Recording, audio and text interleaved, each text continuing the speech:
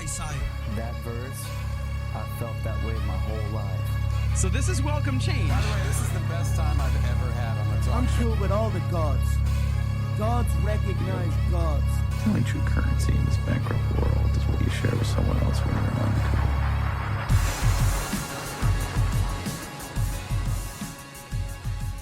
Welcome back, everybody, to Radio Supernova. I'm your host, Jordan Grinke. As always, I want to give a big thank you and shout out to the wonderful people at riotradio.ca, in particular Dan and Evan from the station. I'm going to start the show a little bit differently today. All of a sudden, we have people listening, and that was always a goal, to have people listen and to take something away from these interviews and these engagements, and to educate themselves a little bit about the trials and tribulations that some of the bands of all sizes, especially the ones in Canada, go through. And it makes me very happy that I can help share their stories and share their music. And ultimately, I'm really excited. So as much as I don't know anything about the people who are listening, we have people here in Whitby, where the show's recorded. There's people in Toronto, Oshawa, in Sweden, in Milton, in Minneapolis, Minnesota, in Lima, Peru. There's people listening in Guelph and Halifax and Richmond Hill. And we even have people from Brazil and the Dominican Republic who are tuning in, and it's really unbelievable.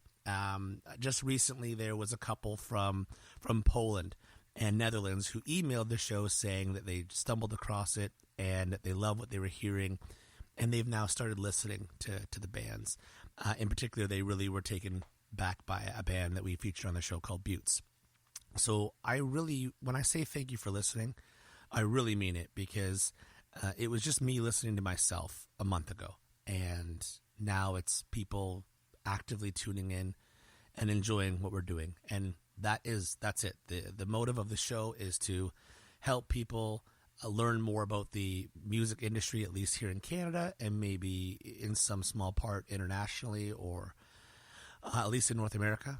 And the second was to expose people to good music and great bands and people who are working hard to find their way through the static and through some of the clouds of music that's out there. It's so easy to listen to music and to engage in music and to find music, but because there's so much being offered every day, it's hard for bands to kind of sift their way through the top. And personally, I think that we have the best music industry in the world in Canada. It's very well protected, it's very well preserved, and it's being so heavily advocated by everybody involved in it. It's kind of like its own community helping itself constantly. There may be disagreements between production techniques and whatever else, but I don't know many other countries where you can find heavy metal bands that are supporting hip-hop acts, or hip-hop acts who are really into the folk heroes of yesteryear. And it's constantly giving back, and it's constantly being self-evaluated while also being self-encouraged. And it's really unique. And the more we talk about it, the more we build on it, the stronger it will be. So thank you, everybody, for listening. Today, you guys are in for a real treat, guys and girls, that is. Today, we're welcomed by indie outfit. They're from all over the place. We'll just say that they're from the Greater Toronto area. The band is Monowhales, and they've been quickly and steadily making a large impact on our music industry here. They're fueled by a passionate desire to create a sound just as unapologetic and as powerful as the personalities within the band. And there really are 4 unique personalities, and the more you get to know them, the more you can almost hear their personalities in their music. But this little indie rock quartet, Monowhales, have taken the experience that they've gained fighting their way up the ranks of Toronto's highly competitive music scene, and they've just been headstrong and perseverant in the creation of everything they do, and especially when it came up to their EP, Control Freak. It's apparent with every note the band plays that Monowhales have honed their craft to inhabit that rare intersection of pop and rock music where meaningful and deeply lyrical songwriting combines with pure, unbridled fun. And there isn't a band, I think, out there that does this better right now. With the release of their new EP, they've shown that not only are they a strong compositional collective, but they have built an equally electrifying aura of sound and energy and brought it to you as Monowhales as almost like a brand. Their live show, their attire, their attitudes, the way they reinforce the message and the vibe of the music seamlessly and effectively. It's really a testament to their awareness of their overall product. Monowhales aren't even just a band, but they're an entire experience, and it resonates with almost all the senses, especially the ears. You can find them setting fire to every stage in the Greater Toronto Area and across the country. You can also find them heavily featured on the new Smash Netflix series Spinning Out, where the band's music can be heard and the band themselves make a cameo. They are turning heads everywhere they go, and the sky really is the limit for them. And I can honestly say that, I've never talked about K-OS and Marshall McCluhan in the same conversation, but I'm glad that we ended up going there. So today, we welcome Jordan from the Monowhales. First of all, again, thank you so much for doing this. Thanks for having me. Yeah. So we shape our tools, and thereafter, our tools shape us. Do you agree with this statement? Yeah, I'd say so. Can you elaborate that makes on sense. I'm thinking about it. I mean, sure. If we're talking about tools in terms of skill sets and stuff like that, especially in the arts, you're gonna build the skills, and then as you implement those skills, that's going to sort of determine the art you make, because it sort of puts you. I don't want to say it puts you in a box, because building those skills is sort of what takes you out of the box you're in when you're limited. But no matter how many skills you have, it's the limitations that really guide your art to what it's going to be. Right. And sometimes that can be a really beautiful thing, especially I find when it comes to recording, it's a really fun thing to embrace limitations and say, I'm just going to use these instruments, or I only want to have this many tracks to make it, but to still get the emotional content of this song across. Yeah. It can be a really inspiring thing. So, yeah, I think I agree with you. I assume that anyone who goes to Humber must be a huge Marshall McCluhan fan. I wasn't. I know who that is. Yeah, I know. I know who that is, and I mean, I've probably heard some other quotes from him, but not that one. That's funny. As far as an indie outfit, and I consider you guys proper indie, you have you're very much in control of your art. You're very much kind of play by your own rules, and but not in a rebellious way. You take command of your art, and I think that's really good. You don't seem like you're a product of a system or an industry plug. But I gotta say, for a band that does that, you guys do a whole shitload of press. Yeah, there's been quite a bit. I mean, we try to go as big as we can with our releases. We try to make sure that, as many people hear them as possible. Yeah. And one way to do that is to, get as many interviews in as we can. Yeah. So we try to make it happen. But even I think what I was trying to be more specific about was even off cycle, the beers with bands things, or the friends podcasts, and promoting's one thing. I think the other thing is just being out there discussing what you guys do. And I don't see, for instance, if I went to Spotify podcasts and type in Monowhales, I might get 5, 6, 7, 8, 9 different interviews you guys have done for independent podcasts, where I could put in, I don't know, Sam Roberts, and he might only have 3 or 4. I know it's a different scenario, but it's just nice to see, and I enjoyed listening to all the commentary on everything. You know what's funny about that is I've never actually done that. Oh, really? I've never typed Monowhales and search for podcasts in my life, and I think I'm going to do that right now. Yeah, no, it's good. Sick. And even what I read your 5 minutes with. Wow, this is a really insightful interview, and it got me pumped. I'm thanks, man. Every Jordan should be as insightful as the present company. But anyways, one of the reasons I was pumped about talking to you guys is that I'm a big fan of syncing and placements and music supervision. It's one of my deep passions in the industry. The Spinning Out series. Yeah. This is your placements in that are first of all very well featured, but very well selected, but a lot of Monowhales support in Spinning Out.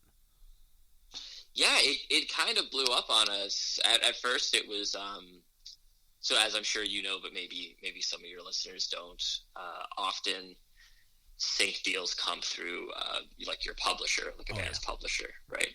So our publisher is Vince DiGiorgio at Simba Music Publishing, and he hit us up one day and said, yeah, there's this show that's being made. It's an American Netflix show, and they want to use maybe one or two of your songs. And we were like, sick. Yeah. Go ahead. That sounds great. We were totally into it. And then he hit us up again, and he's like, they want to use 3 of your songs. And we were like, cool, go for it. Yeah. And then they were like, they want you to be in the show. On the show, yeah. And we were like, sick. Let's do that. That sounds great. So that's when that sort of like started getting a little bit more intense, because before that it's just like, cool, you just kind of approve it and they make it happen. But then it became this whole thing of like, all right, we're gonna like choose your clothes and dress you in these clothes, show up super like crazy early at these trailers in the East End, come down to this bar, they have a whole set made up, and just like mime the songs, because we're not like, they're not recording audio.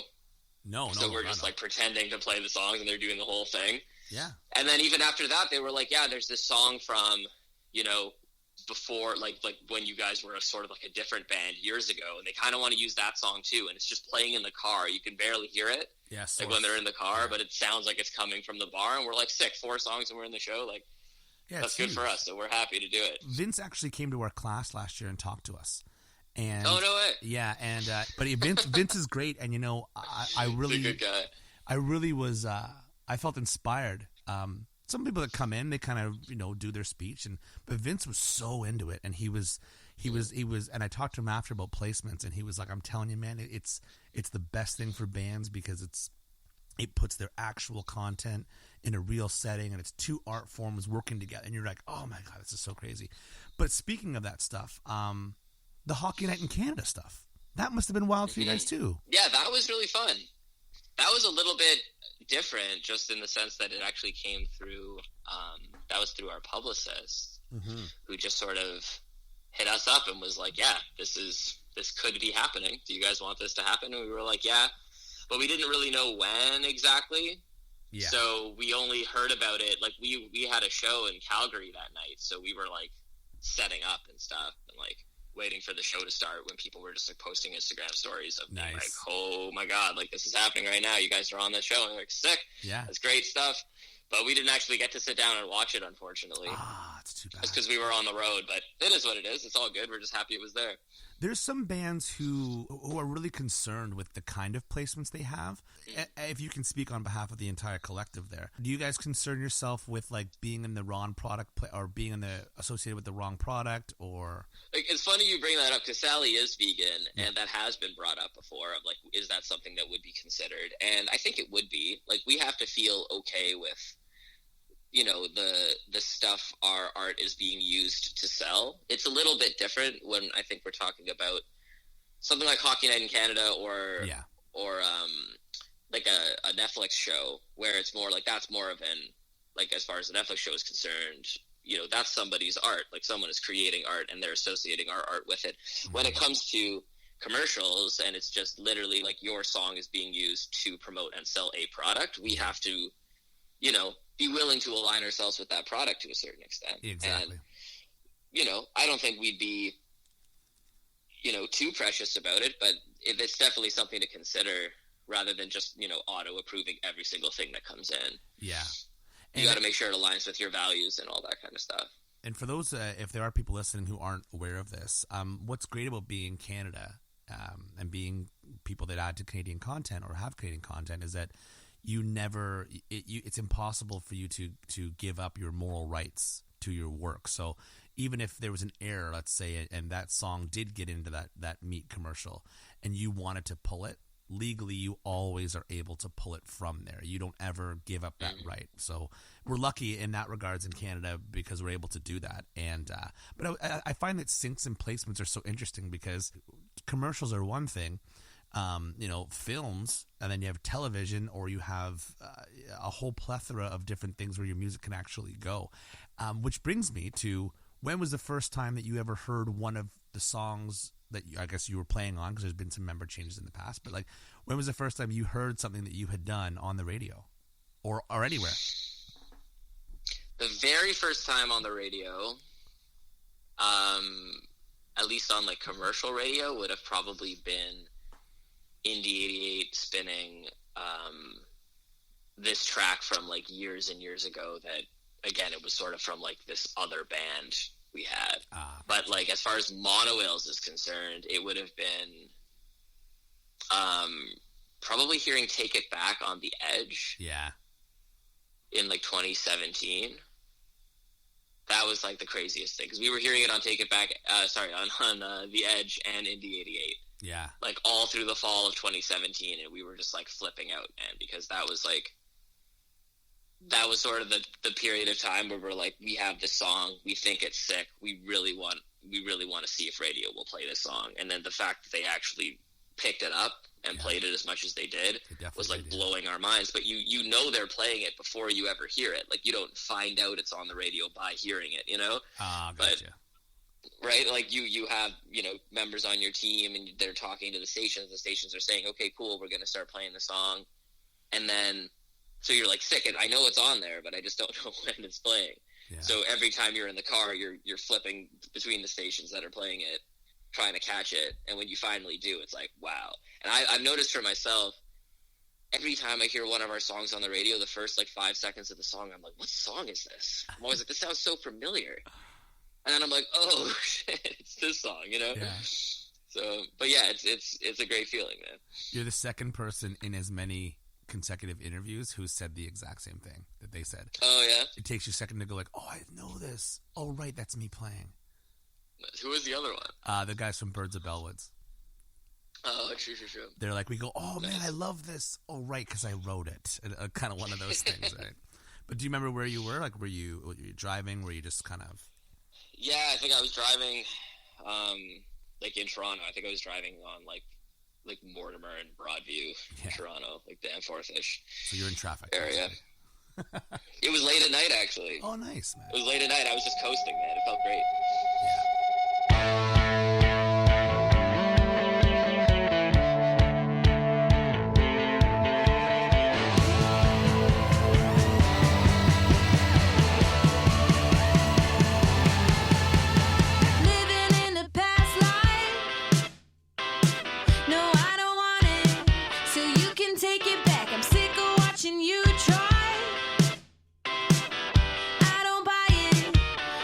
See that I've been running with the cool kids. I should know better, but I don't wanna be another name on your list. It's useless. I should know better to take it back.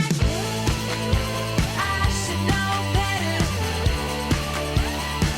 to take it back. I should know better to take it back. Just another joy.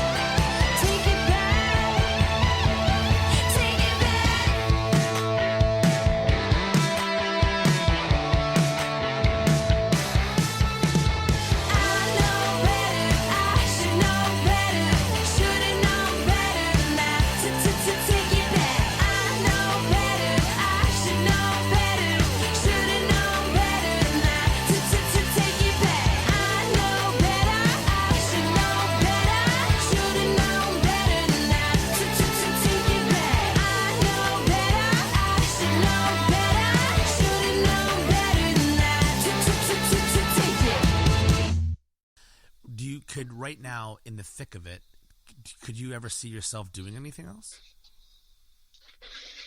Not really. Like, as far as a job is concerned. Yeah, let's go with just a job. I don't want you to be like, yeah. I mean, I'm sure everybody would love to be in their own favorite like projects, or like, you know, I wish I could have been in Rage Against the Machine when they first came out. That would have been amazing, right? But I don't mean like a different band. But you're in this music life. Could you see yourself having any other kind of life? Outside of, I can see myself doing other jobs within music, but it's very hard for me to think of myself doing anything. Like I feel like I could do a job in a different industry well enough to make a living, but I feel like I would be miserable 100% of the time. Right. Like, I don't know where the fulfillment would come from. I'm sure I would find it in something if that was the circumstances I found myself in. Yeah. But I think that's true for a lot of people who pursue music, because it's not easy, and it's really, like, it takes a huge toll on you. Like, you pay a high price to do this. Absolutely.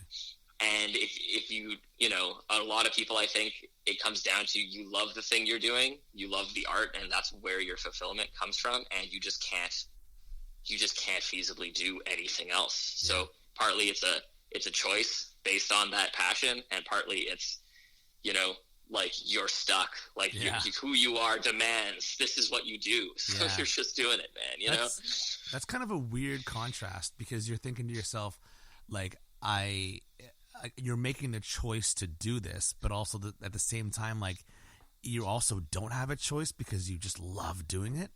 You know what I mean? Mm-hmm. Yeah, totally. And I wish I could get the same level of fulfillment from a job that would, you know, 9 to 5 have benefits, and, you know what I mean? Like, pay me like a huge amount of money per year on salary, and I just have to, you know, show up to my 9 to 5 and everything's chill. And I'm like, I'm really, you know, I really feel fulfilled from this. Like, if I could do that, then I mean, like, hey, like, that fulfillment is what gives life its purpose. And if I could get that from something far more secure than this, then I guess I'm winning somehow. But I can't. This is the thing. So this is what I'm going to do, you know? Yeah. I've always been interested as where people see themselves. And I was wondering, like, how would you describe what stage or where you are in your career right now? To be honest, I'm pretty bad about, like, never being happy with where I'm at. Yeah. I'm always, you know, every time I get a thing, like, when I'm trying to get it, I'm like, if I had that thing, life would be sick. And then I get it, and I'm like, this thing's meaningless. It's only if this next thing happens could life be good. You know what I mean? It's like, it's just one of those. So to be honest, like, I feel like, you know, we've accomplished a great deal over the past few years, and I feel like I've reached some milestones in my personal life as far as my career is concerned. But I still feel like I'm very close to the start. Like, I'm not, you know, I haven't taken this as big as I want to, and there's still a long way to go. But not to say that in any kind of negative way. It's just, I feel like there's enough life in this project to go a lot further, and I feel like I won't be satisfied till we take it there. You guys are kind of just recently promoting Really Want to Let You Down. And again, like, and to me, it fits in the lexicon of Monowhales. To me, it was just enough of a step forward without taking too much of a leap, but in a way where it was something new and exciting. And I was so happy to hear it, and like the energy's there. But I was thinking to myself, or maybe how do I word this? Is it safe to assume that you guys felt a lot of pressure after all the successes that stemmed from the Control Freak?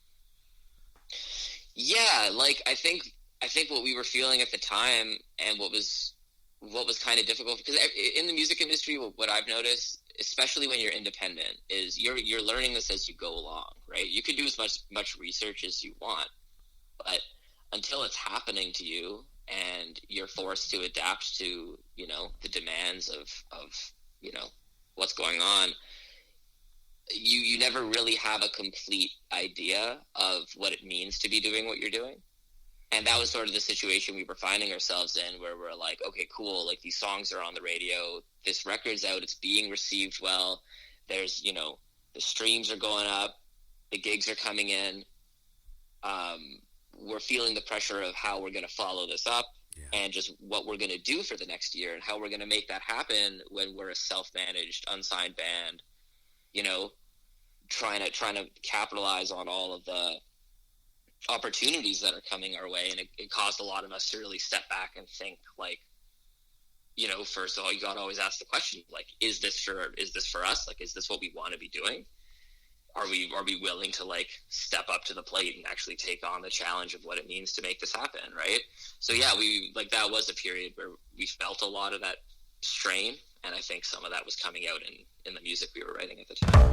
Beat up, belly up, better looking for a ride on. Time's up, walking around the clock, waking up in other time zones. Get down, pack it up, cause you really wanna skip town. I'm in and I'm out, right here, right now. Oh, she's on to me. Batter up, baby, let's go. She's haunting me. Hold me up, but I really wanna let you down. Really wanna let you down. Really wanna let you down. Really wanna let you down.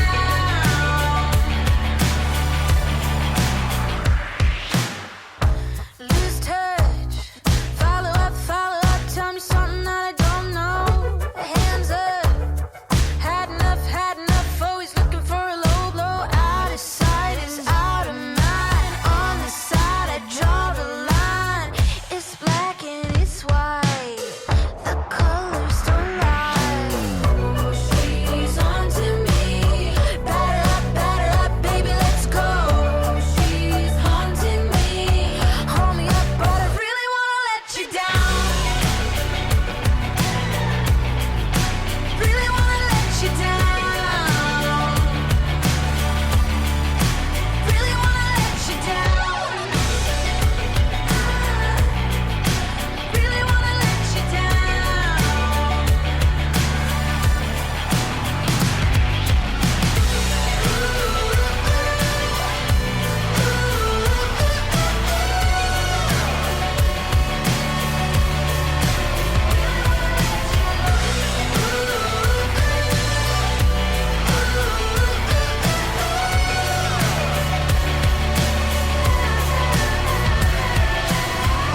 She's on to me.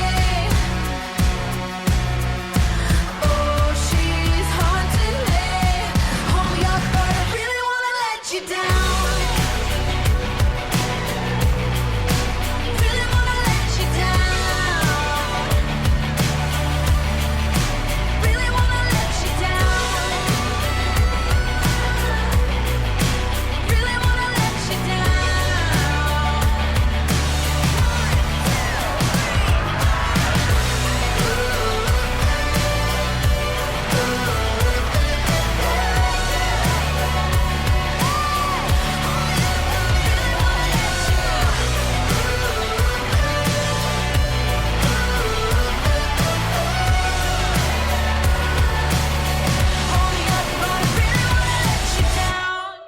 In our marketing class last year, somehow our teacher had a copy of the old marketing plan for Factor for Monowhales.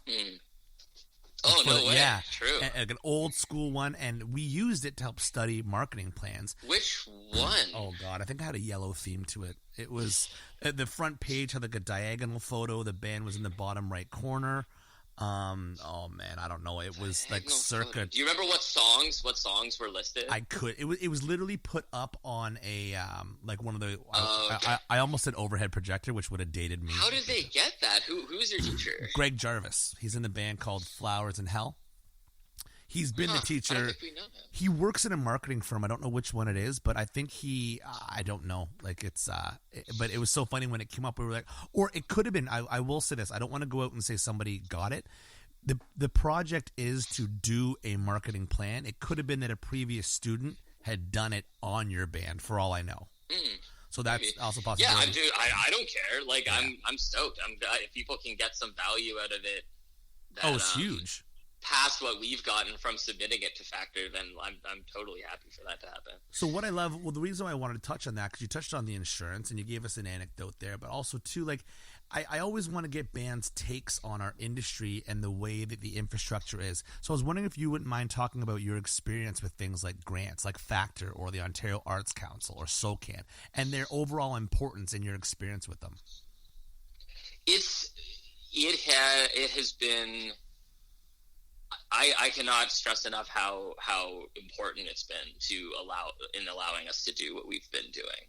Like the thing with Factor is that it creates the means for bands who are willing to do the work to remain independent. Yeah. And it's incredibly important, because without that kind of startup money being available to you, you become either, like, what you sort of split off into is bands who come from money in some way, who just have access to funding, whether that's like angel investors or parents or whatever it is. You have bands who are partnering early on with labels, which there's nothing wrong with that, but that basically leaves all the power in the hands of the labels to sort of decide which bands get to do stuff. Right. And then you have independent bands who, if those grants weren't there, you know, are pulling together the scraps of like what they're making on their live shows to try to make a proper push into the market in Canada, which is really hard to do, because it's this chicken egg thing where it's like, how can you make money off your shows if you don't have money to promote yourself and you're just kind of stuck, you know? What grants have allowed us to do is essentially replace the funding we would otherwise be receiving from a label and manage it ourselves. And as long as you are intelligent about the choices you're making with that money and spending it wisely and maximizing the opportunities that come your way through those spends, you are able to compete directly with the bands that are on those labels and carve out a career path for yourself. Yeah. So I would say stuff like Ontario Arts Council, Factor, SOCAN Foundation, like these are organizations that are like incredibly valuable, and they're designed to what we do. They're designed to further the art. They're designed to support the artists, and they're, you know, it's funny when people think about label money. A lot of the times, like, there's a back end to that where you have to pay that money back. Where with the grant process, it's not free. The grant process is actually, I mean, first of all, the application process is very thorough. So don't think you can just go to factor.ca and sign up and get money. It's not like that. There's a committee, there's a process and everything. But it's money that is given to the band or to an artist or to a project, or even for education. Like bands can go to summits and learn more about the industry and get it funded by Factor. But it's money given to you. It's not money that it's not a loan. It's grant money. You know, like a loan you have to pay back usually at a percentage. A grant money is money given to you to further what your project is. It's money given to you. And I think that if it helps you pay your rent or helps you put gas in the car or helps you not blow the night before's ticket sales on a blown tire, it's super supportive. And I love asking bands that question, because even bands that I know have no idea these things exist, because I just feel like the conversation needs to be more focused on that so we can thrive. I believe that iron sharpens iron. So if there's another Monowhales, you know, approach to music out there, and somehow you guys are able to collaborate or get together on the road and make the greatest piece of music ever written, like, that's only going to happen because bands have the sustenance to survive. It's true. It's totally true, man. And I think, like, the cool thing with Factor, and I'm saying it's cool, it's actually like a limitation that, you know, some people might wish wasn't there, but they don't give out subsistence grants, so you can't buy your food on the road with that money. Like, exactly. You can't, you know, pay your rent with that money. It's saying, and not only that, like, often, at least with something like the Juried Sound Recording Grant, which has been very helpful to us, is you have to make up for a percentage of the total amount of money they're funding. So it's not like they're just like, here's a bunch of money, you spend that money and you're at zero. It's like you have to go in with them on every spend. Yep. So you're exposed always, and it holds you accountable, which I think is important for bands who are just looking for that, like, free ticket out of, like, you know, just give me some money and I spend the money and then that's it. It's like, no, you're in business with this organization, and you can only spend this money on specific things that that are chosen because those are the things that are going to steer you in the right direction, as opposed to being like, I just really want a bunch of money so I can like chill in my apartment and write songs and you know what I mean, play shows when I feel like it. It's like, no, like we're getting this record out, you know? So yeah, it surprises me the amount of bands who are either completely unaware of the grants that are available or think that they can't access them. Like I get that a lot from bands where I'm just like, you haven't applied for this? And they're like, oh, that's like way beyond me. Like I can't do that. And then I find out like they haven't even looked at, like they haven't even opened up the website and like read the first page of the website. I'm like, and I know, go look. There's there's people who want to give you money. They want to give you money. Just and take their money. And I understand people's skepticism, and I understand why people will be like, "Why?" The thing is, this country thriving in the arts is good for the overall of the economy of the entire country as a whole. Like, it's good when our arts thrive. It's a good thing, and that's why the money's there. Like, don't worry about where it comes from. Don't worry about paying it back. Just follow the process. But again, it's there 24 hours a day on their website for you to study. And there's multiple things. Yeah, like there's something like 120 different arts grants across the country. Like it's huge. Anyway, I thank you very much for being so candid about that, because that to me is literally the mission statement of this entire project, is to be like educate and further that knowledge, so that I would love to be like, listen, I want to start a band. I want it to be a rock band, so I need a bass player, a drummer. I need to learn power chords. Oh, and I got to apply for Factor. Like, I want it to be the next thing. I want it to be the next thing. Everyone should know about it. And let me give a quick shout out to Creative BC, because I didn't mention them a second ago. Sure. Creative BC has a program where they are bringing in artists from out of province. So most, like when you talk about Ontario Arts Council, that's generally for artists within Ontario. Creative BC has done this outreach program that we've taken advantage of recently, where they are funding your recordings if you are from out of town. Yep. So we were able to tour out to BC and record in BC with the BC producer, with funding from BC's provincial government. Yeah, in order to make that happen. And I'm really glad you brought that up too. It's something that we just covered. So big shout out to my contract law and copyright teacher, Catherine, who just mentioned this in class, and it blew our minds then. We're like, what? They're like, yeah, like that's like people in Canada care about what we're doing, or what you guys are doing, or what the arts are doing, especially in music. Absolutely. That's awesome, man. So listen, I'm curious. Like we've talked a lot about music. I'd like to take a break from it. Outside of music, what are some of the things that you're so passionate about? Outside of music, wow, man, it's been so all-consuming. Right, no, for sure. So much of what I do, like when I'm not making the actual music or managing this band, I help other bands. I've had like a few clients here and there who I kind of help put their strategies together. Awesome. I've written some grants for people. Yeah, sort of doing some consulting work. Just people who are just like, look, I have this music and I don't know how to get it to market, or I just don't know like how to brand this thing. And I'm not a branding guy specifically, but I can sort of say like, okay, well, here's sort of your starting points, and here are the grants available to you. Here's sort of the path to do this. And like a buddy of mine, I just like helped him get from, he kept putting out songs that were not gaining traction on streaming services. And I was like, you can hire these guys for dirt cheap to kind of work your PR a little bit within your budget. You can, plan your release in this way to build hype. And, we got him from like not having really any streams on his songs to 50,000 streams. And that was a big step forward for him. It's not, awesome. Gonna be like paying a mortgage down at his house or anything, but it's just a step forward in his career that's meaningful to him. Like, I really like helping people take those steps, like these new artists who are like just starting to break out. Yeah. So I do a little bit of that. I mean, it's winter right now, but if it was summer, I'd be longboarding a whole bunch because I'm really into that. Yeah. But yeah, man, it's like the music life has been like, there's just very little else I do. I literally just go to the gym and I just work on either music creation or music business management. Awesome. That's like, and then I go to sleep and maybe I'll eat somewhere in there. It sounds like you're kind of a but compass. That's the life. I was gonna say, it kind of sounds like you're What's more. that? It kind of sounds like you're more of like a. I think I came up with a brand new title, so you can put this on your business card. I will give you all the copyrights in case I invent. I think you are a music industry compass.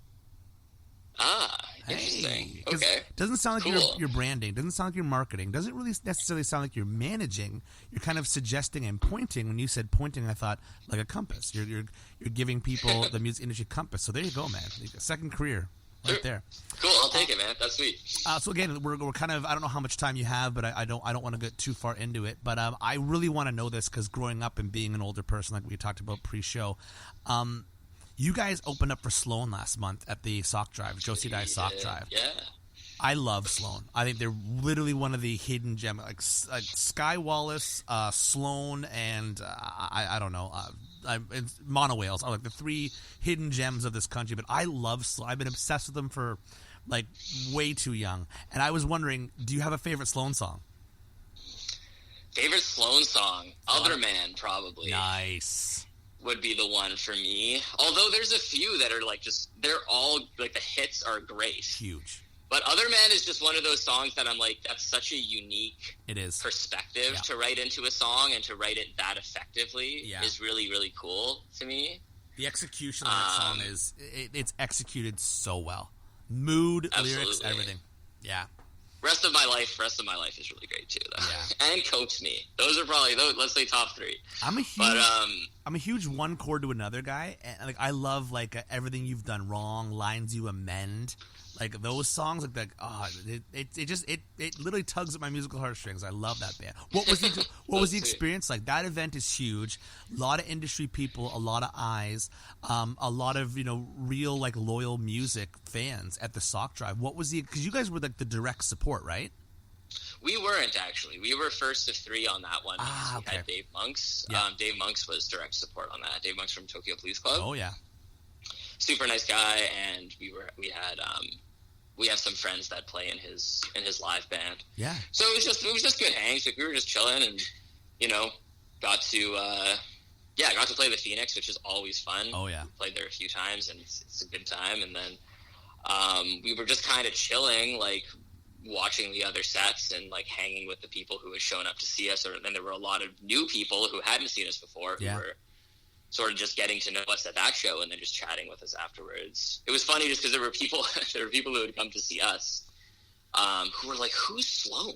Like, these guys are headlining the show. Like, who are these guys?" And I'm like, just go in there and listen to this set, and you're gonna know half these songs. Yeah. You know these songs already. You just don't know you know them. Like, you know who Sloan is. Yeah, they're part of the And then community. they would come back out and they'd be like, "Oh yeah, they have that song." And I'm like, "Yeah, me too." Because you grew up in Canada and you are inescapable. Yeah, and like, they'll probably I'm just assuming they would close with one of their like let's say they close with like Money City Maniacs, and you're like, "Oh, this song," and they're like, "Yeah, they're just one of those bands." Speaking of quick music things, or just like relation to do you have a favorite Canadian album? Do you have like, how about this? I'll keep it. I was going to say I'll keep it simple, but this is not simple whatsoever. What is the most important album for you? Whether it was Canadian or not, what was the most important album for you? Oh my God, man! I can't answer a question like that. There's way too many. There's way too many that have been so formative. Like, just recently, I got back into, not that I ever haven't been into it, but I was reminded of my love for K-OS. Oh yeah. How much I just think K-OS is like one of the sickest, like, honestly, like worldwide, one of the sickest hip hop artists ever to exist. But like the fact that he's, maybe not exactly Toronto. Because I think he grew up in like Ajax or something like that. I think he's from Toronto, but I think he's a West Coast guy now, isn't he? He lives, I think he lives in Vancouver now or something like that. But he's in Toronto a lot. I follow him on Instagram. Yeah. He's around. But, Joyful Rebellion is just such a fantastic record. That was so, like, that pulled me into music in a way, like, this was before, this was probably when I was, like, 13, 14, and that was before I started playing drums or really doing any of this stuff. Because I only started that, like, when I was, in high school. But, just such a great record. And then, like, stuff like lyrically, it was always like Bright Eyes was huge, and I think they're about to drop something new. They started teasing something. I saw the picture. Sally, Sally and I. She just showed me this thing on her phone. She's like, they're back, and we were like, oh no, like this is gonna be great. Yeah, so they're all in white suits, and like, I saw the same thing. That got me. Again, I love stuff like that. Like when you're reminded of the greatness of somebody, and then also like you're excited about their future and like what they can bring. Like I love that feeling. It's my favorite. It's like nostalgia mixed with like new excitement. There's no better combination. Yeah, man, absolutely. I know. I'm stoked. I just like I listen to their entire catalog like regularly, so it would be great to add a new record to that mix. But yeah, man, there's countless. Yeah. There's countless. Like, so that's one Canadian one and then one overall for you. I don't know. So I love paying it forward, and I love bringing eyeballs to like you were talking about your friend's project that you help with, and maybe that's something you might want to plug. But I always like to ask people to kind of leave us with something that we should be listening to. And maybe it's not something that you love, maybe it's just good people that you're making. But just, I like when artists who are out there doing it give a recommendation, whether it's a friend or tell us a band, artist, or something that we should be listening to or watching. Anything. Just tell us, give us your latest recommendation of anything. Again, it's one of those things where there's so many because there's a lot of great music coming out of Canada right now, especially on like this level of like people who are touring local clubs still who haven't necessarily broken all the way through. Yeah. One of my favorites, I'll give you two. There's a band called Lost Cousins, who I love. They released an album called In Scenery, which is amazing.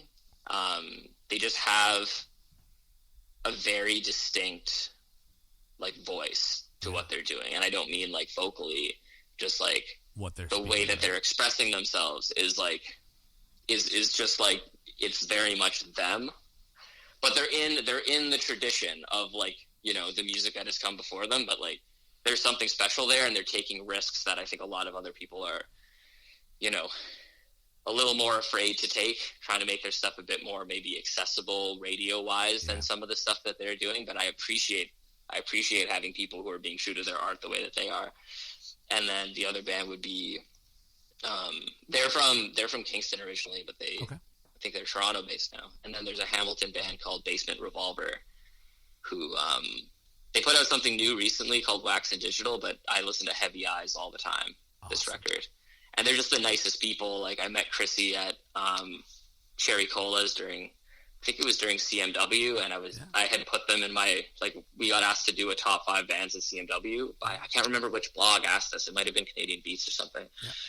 And I included them in that, and then I went and met them, and I was like, I love you guys. You guys are amazing. And she was like, take this vinyl. And she just like gave me the vinyl record. She was like, you need to have this. And I was like, I love you. Like, you're so good. But it's just nice to get to feel that way, honestly, because, you know, you do this for so long, and music, you know, it never stops being inspiring, but you get pretty analytic about things after a while when you're making it all the time. And it's nice when you get a band that just hits you so hard that you're like, I'm not going to think about this. Like, I'm just going to let this do what it needs to do to me emotionally, you know, and they're one of those bands. It's amazing. Well, I will pay it forward as well. Do me a favor. Have you heard of the band from Halifax called Buttes?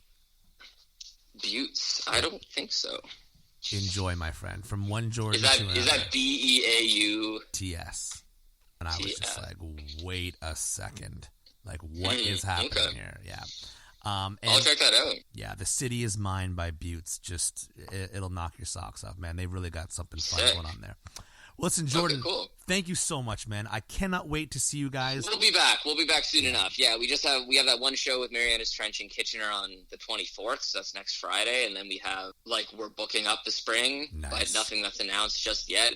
It'll be coming, but we're taking a little bit of time to finish the record. For sure. And get everything in order before we start gigging again, because really we, you know, feels like an eternity ago now, but we kind of just got off the road. So we'll be back on.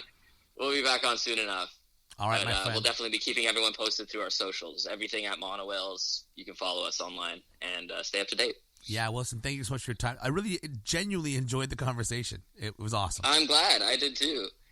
All right, man. Well, listen, great questions, man. Thank you very much. I appreciate your time, so I want to make sure you're not getting asked, like, where'd you get your band name from all over again. So, anyways. I really appreciate That's like in our, like, we've told our publicists, like, please ask people not to ask us this, because it's like, the answer is too stupid for, like, to waste interview time on. If it's out this way, or if it's in Toronto, I'll make sure to make an effort to come out and say hello and shake your hand to say thank you for the time. Thank you so much, dude. All right, We'll see all you the soon. best. Take care. All right, dude. Take care.